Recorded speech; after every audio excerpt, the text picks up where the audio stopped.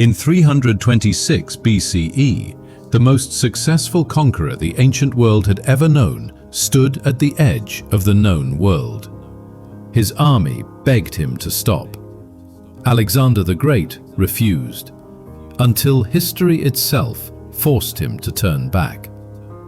Alexander III of Macedon was born in 356 BCE. By the age of 20, he was king.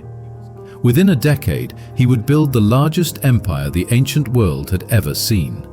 Alexander inherited a powerful, disciplined army from his father, Philip II of Macedon. Philip had unified Greece and transformed warfare.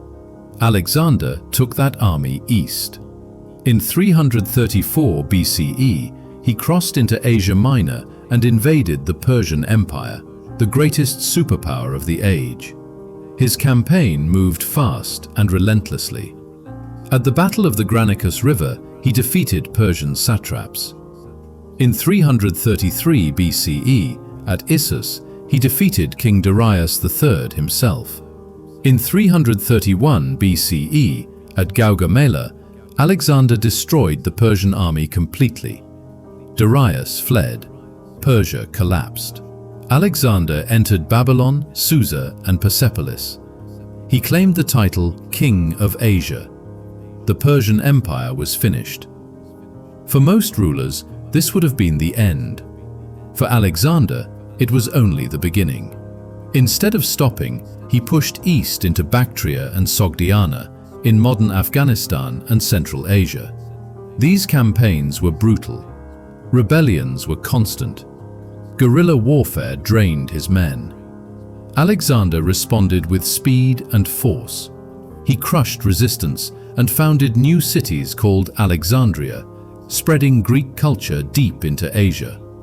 By 327 BCE, Alexander reached the eastern edge of the former Persian world. Beyond lay India, a land of powerful kingdoms, vast rivers, and armies unknown to the Greeks. Alexander crossed the Hindu Kush Mountains, one of the most dangerous routes on Earth. Many soldiers died from cold, exhaustion, and altitude sickness. Still, Alexander refused to stop.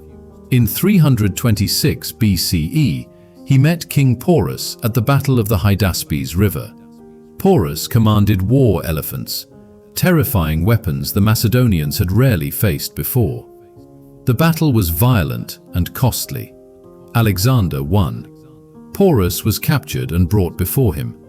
When asked how he wished to be treated, Porus replied, "Like a king." Alexander respected his courage and allowed him to continue ruling as a local ally. Victory only fueled Alexander's ambition. He believed the world did not end in India. Greek geography taught that a great ocean surrounded the earth. Alexander wanted to reach it. He ordered his army east again, toward the Hyphasis River, known today as the Beas River. This time, the army stopped. The soldiers had been fighting for more than 8 years. They had marched over 11,000 miles from Macedonia. They were exhausted, wounded, and far from home. They feared the monsoon rains. They feared larger Indian armies. They feared more war elephants beyond the river. In 326 BCE, the army refused to advance. Ancient historians like Arrian, Plutarch, and Curtius Rufus describe what followed. Alexander addressed his troops. He reminded them of every victory. He spoke of honor, glory, and immortality. He asked them to follow him just a little farther. No one answered. The silence was absolute. For the first time in his life, Alexander faced resistance not from enemies, but from his own men. His trusted general, Coenus, spoke on behalf of the army. He told Alexander they were not cowards. They were simply broken. They wanted to live. They wanted to see their families again. Alexander was furious. He withdrew to his tent and refused food and drink for days. He waited, hoping the army would change its mind. They did not. At last, Alexander accepted what he could not conquer. he ordered sacrifices to the gods. The omens were unfavorable. In 326 BCE, Alexander the Great turned back. It was the only time he ever did. But the return was no triumph. Instead of retracing his path, Alexander led his army through the Gedrosian Desert in modern southern Pakistan and Iran. This decision proved disastrous. Heat, thirst, and starvation killed thousands. Ancient sources suggest as much as a quarter of the army perished. Even Alexander nearly died. By 324 BCE, he reached Susa, where he attempted to stabilize his vast empire. He adopted Persian customs. He encouraged marriages between Macedonians and Persians. He tried to unite cultures under one rule. Many of his officers resented these changes. Tension spread. In 324 BCE, Alexander's closest companion, Hyphasis, died suddenly. Alexander was devastated. Less than a year later, in June 323 BCE, Alexander fell ill in Babylon.